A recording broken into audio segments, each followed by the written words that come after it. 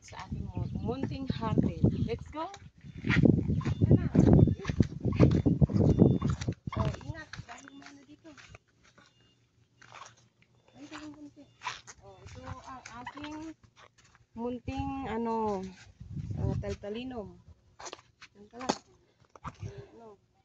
At ako'y kukuha po ng aking munting mga tanim na taltalinom. Guys, masarap po ito i-partner sa buro. Napaka sustansya mo nito. Dahil ako po'y walang pangbiling gulay sa bayan.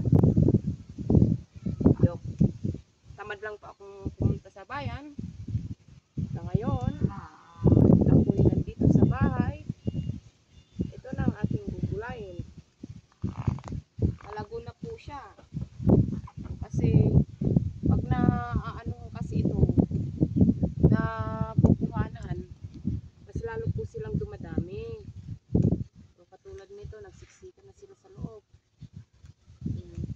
Kahit yung mga malalaking dahon, kahit hindi talpos, kinukuha ko po. Basta magandang dahon. Yung ganito, nabali lang siya. Ayan. Yung tamtaman lang sa akin kasi hindi ko rin siya pwedeng dadamihan ang aking pagkuha ng talinom dahil po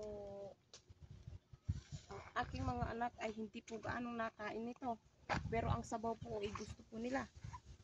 So ayan na po ang nakuha kong talinom. Ito po siya. Ayan, masustansyang gulay.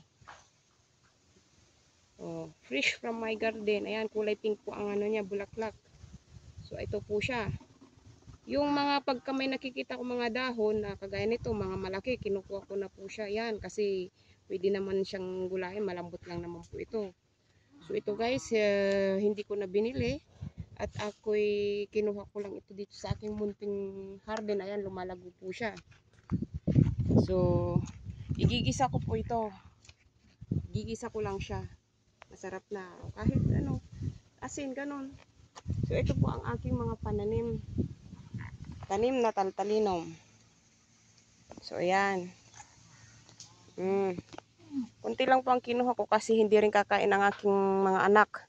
Ang sabaw lang po ang gusto nilang kainin nito. Ayan.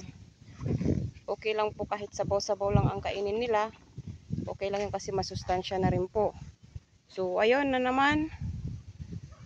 Sige. Kaya igigisa ko na ito guys para mayroon akong almusal at pananghalian ko na rin siya. Katapos kapag may natira, ipakakain ko sa aking alagang aso.